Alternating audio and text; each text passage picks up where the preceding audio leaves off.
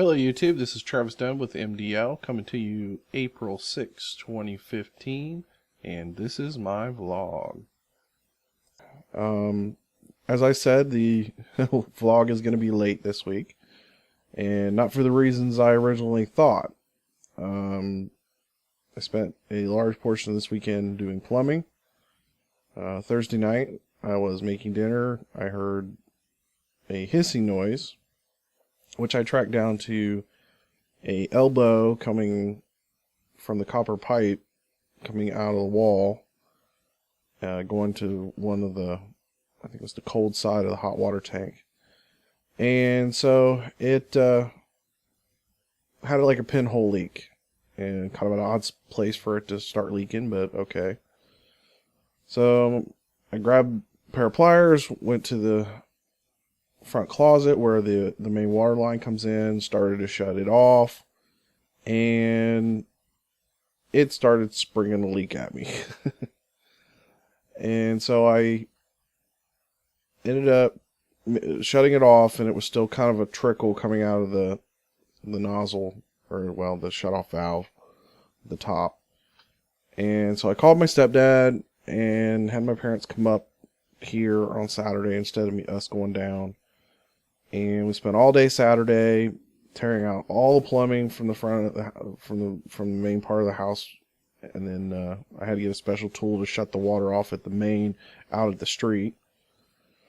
And so we replaced all it, put a new main shutoff valve. I also put in a outside spigot, which I actually was replacing outside spigot that had gone bad a few years ago, and I had to blocked it off. So got a working one of those put in, and then went and tackled the one in the utility room, which, you know, if you've seen one of my previous blogs where I show the picture of the washer and the dryer, you know how small that room is. So I had to take the washer out, move the dryer, do some other piping with from the heating and air conditioning, just so we could get into it properly. And we just ripped it out, pretty much. Everything going from basically the hot water tank down to where it first comes out of the wall next to the hot water tank. We cut that off, and we used, it goes by a couple of different names. It was it was called a gator. It's a press fit, basically. It's kind of a newer technology. It's been out a few years though. Very handy if you're going from like copper to PVC, which in the case we were doing. The only problem is these fittings are very expensive. We're talking, I think the cheapest one's like $6, and some of them can get, can get into the like up to $15 to $20 range depending on what they're for. Needless to say, I needed several of them for this project, both for the front and the back, because I had copper that I couldn't remove, that I had to adapt over, because I can't do copper. Can't solder copper for nothing. My stepdad's never had much luck with it either. It's just one of those things. And to be honest, I don't really like copper. But I'll get into that in a minute. So we replumbed it. I also put in a one-way valve on the cold side of the hot water tank, because I had noticed several times that the cold line would actually be hot, and what would happen was, because it was at kind of the end of the line, whenever we'd use, like, say, half cold, half hot, it would sometimes siphon out of the hot water tank into the main cold line, flowing through the rest of the house. So I put a one-way valve in there to stop that and help alleviate some of that issue. And so $250, $300 later with the plumbing tools and supplies, it was finally done. Not exactly part of the budget, but yeah, it's one of those things, just have to get it done. I couldn't afford to have that, not have water or have it leaking all over the place and doing damage to the house. But anyway, I hate copper. I think it's kind of dated. I just feel like it seems like depending on your water could really determine how long it lasts. And And even though I have, city water, and I call it city even though it's a private company that operates it, it's still not the best water in the world. It's really too harsh. It leaves chemical, or it leaves lime and stuff in the lines and things like that, and it tears away at these copper pipes. But these copper pipes are almost 50 years old too, so I guess it's to be expected. But needless to say, as things go bad, it's gonna get changed over to PVC. I figure at some point something major is gonna happen, and I'm gonna replace the whole thing with PVC. It's just a lot easier to mess with. It's a lot easier to plumb, and even an idiot like me can do PVC. So, like I said, spent all day Saturday doing it, and then they came back up on Sunday, because obviously I was a little disappointed that I didn't get to spend time with them. So my parents came back up on Sunday, and we had dinner with them and my sister-in-law and her boyfriend. And me and my stepdad went out and was tinkering with the motorcycle. I think I may have mentioned in another vlog that it hadn't been running right, and wasn't exactly sure if it was a fuel problem, if I had some bad gas, or what the issue was. So first thing we did was pull the gas tank out, start dumping it out. All of a sudden, we see chunks of what looks like almost grayish paint just coming out. And I'm like, what in the hell is this stuff? And so, needless to say, it took some flushing out to get all the freaking paint or whatever the heck it is. And what I figure somebody's done is use one of those 2-part or 3-part epoxy tank linings. Put it in there, switched it around, whatever, but didn't either prep the tank properly or didn't let it set long enough before it started putting fuel in it. And needless to say, that stuff just broke down.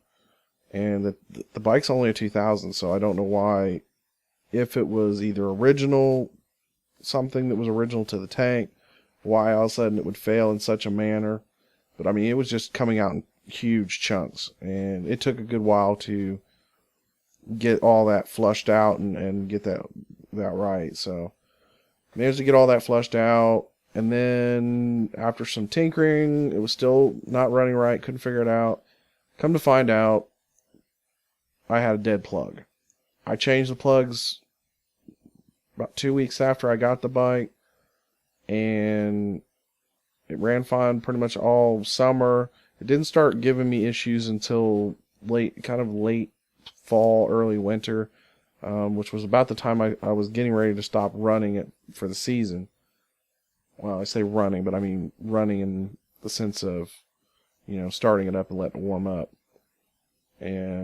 But for whatever reason, that plug was completely dead, and so I went today, got some plugs.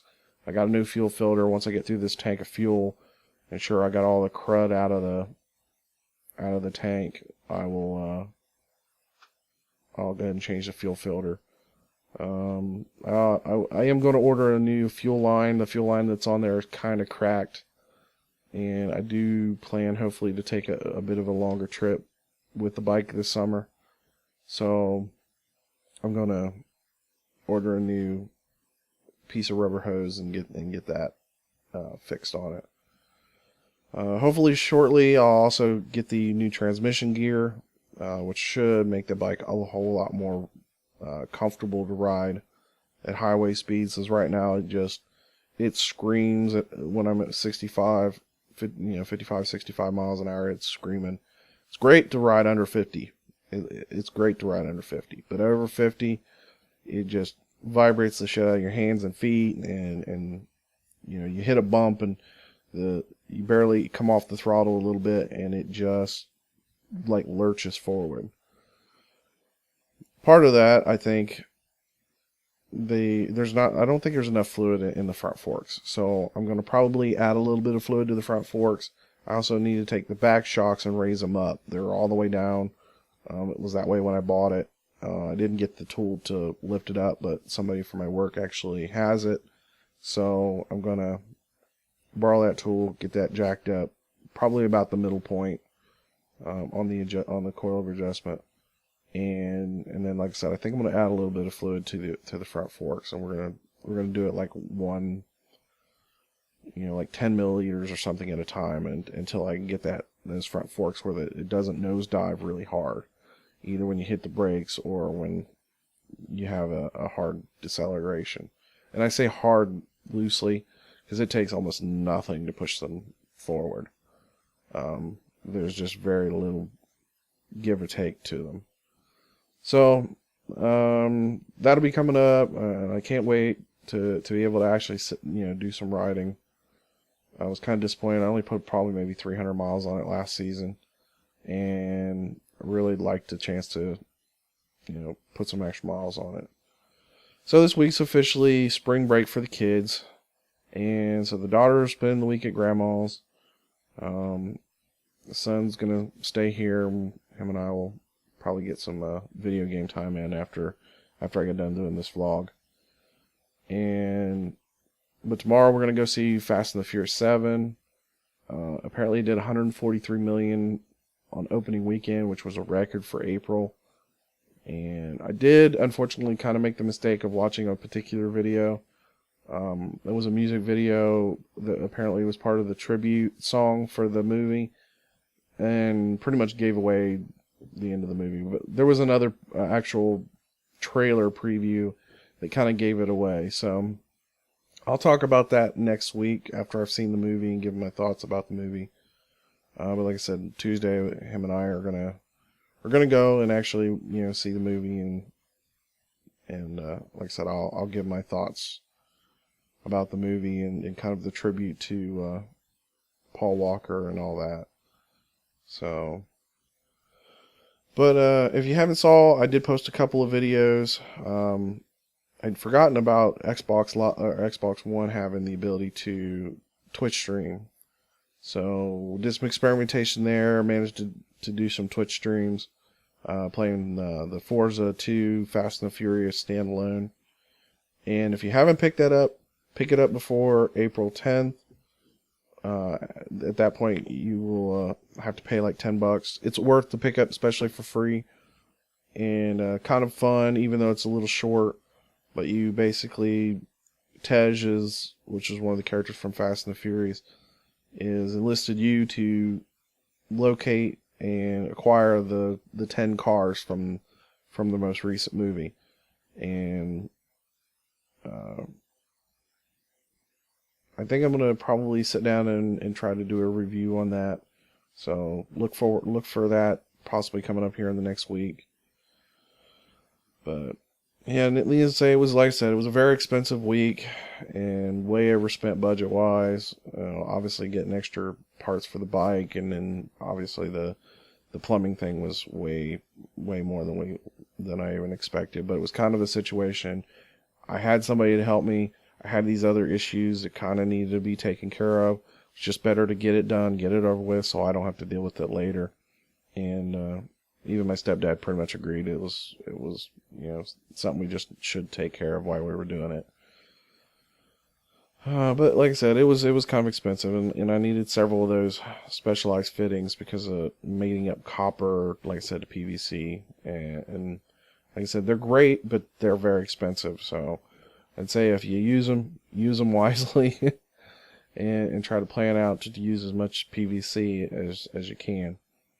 But anyway, that's pretty much it for now. I do, like I said, hopefully plan on doing some more Twitch game streams posted on my channel, and so look forward to that, and we'll see you next week. Thank you. Have a great day.